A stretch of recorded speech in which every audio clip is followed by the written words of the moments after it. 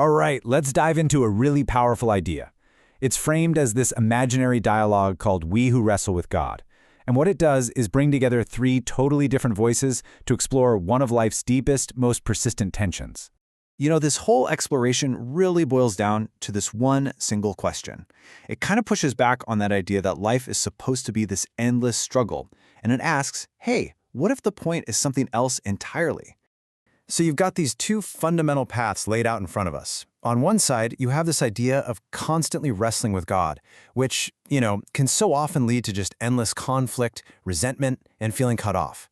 But on the other side, there's this possibility of coming home, of finding peace and reconciliation and love.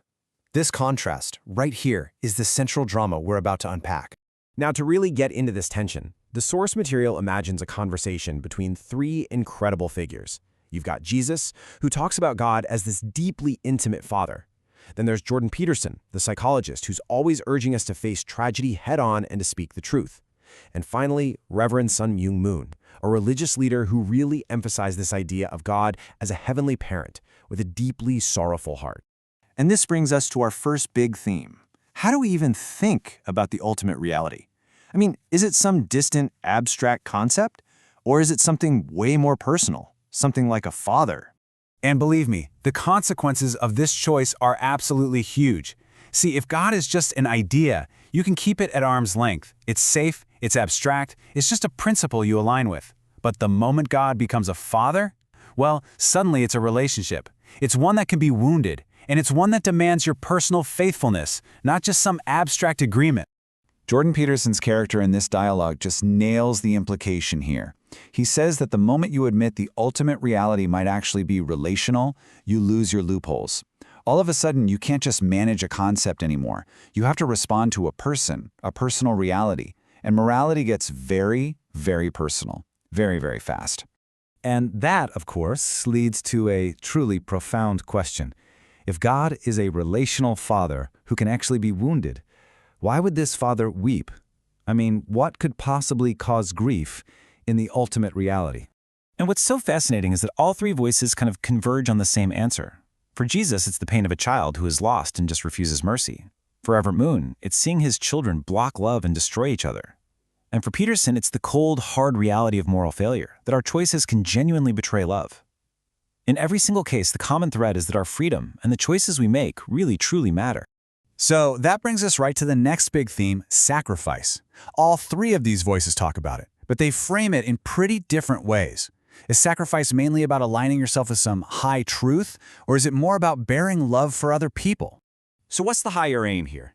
Is it about giving up your comfort so you can align with an abstract truth? Or is it about giving up your own need to be right so you can heal a broken relationship? Which one is it? Okay, let's break down how these different perspectives look. For Peterson, sacrifice is all about alignment with the highest good, but the risk, the ego trap, is that it becomes a performance for status. For Jesus, it's all about restoring and healing the broken, but the ego can corrupt that into pride, making you demand repayment. And for Reverend Moon, it's about healing history itself and God's heart, but the great danger is that you end up suffering while secretly blaming everyone else. You see? Every path has its own ego trap. So how do we tell the difference? How do we know if a sacrifice is real or if it's just our ego in disguise? Well, the dialogue offers this really helpful three-part test. First, does it produce humility or does it just feed your pride? Second, does it lead to more honesty or does it just create bitterness? And finally, does it create life and healing or does it just leave destruction in its wake? This leads us straight to the ultimate story of resentment, the archetypal pattern of Cain and Abel. And listen, this isn't just some ancient story, it's a psychological blueprint for how we handle rejection and envy and blame right here today. Okay, let's break down Cain's journey, because this is a pattern you see absolutely everywhere. It all starts with the sting of rejection or failure. Then comes the crucial move. He externalizes the blame. That blame then twists and morphs into a justification, turning his personal pain into a license to hate. And the final step? Violence. Choosing to destroy the very thing that reminds you of your own failure. But the conversation doesn't just stop with Cain. No, it asks a much, much harder question. One that totally shifts our perspective. And that is, what is Abel's responsibility in all this? Is it really enough to just be the good one? And this is where a fascinating tension shows up. From Peterson's perspective, Abel's #1 job is to be a standard, to live rightly, to speak the truth no matter what. But for Reverend Moon and Jesus, Abel has a totally different mission. His mission is to be a bridge, to actively go out and serve Cain, to help him find his way back home. And so here we are, circling right back to where we started. After talking about the nature of God, sacrifice, and resentment, what is the end goal here? Do we just keep wrestling forever? Or is the whole point to finally come home? Peterson's character offers a really sharp diagnosis here. He says, I think many people are addicted to conflict because conflict makes them feel righteous. And that's a startling idea, isn't it? That maybe, just maybe, we don't really want the wrestling to end, because having an enemy can give us a twisted sense of purpose, a feeling of moral superiority. So how do you break that addiction? How do you take just one step toward home? The dialogue boils it down to this 3-step path.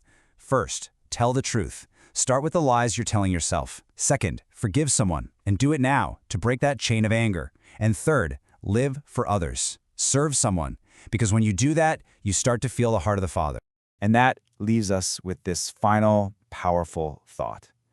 What if the struggle isn't the point at all? Maybe the story isn't that we're meant to wrestle forever. Maybe we wrestle with God, with truth, and with each other, only until we finally stop lying. And then we come home.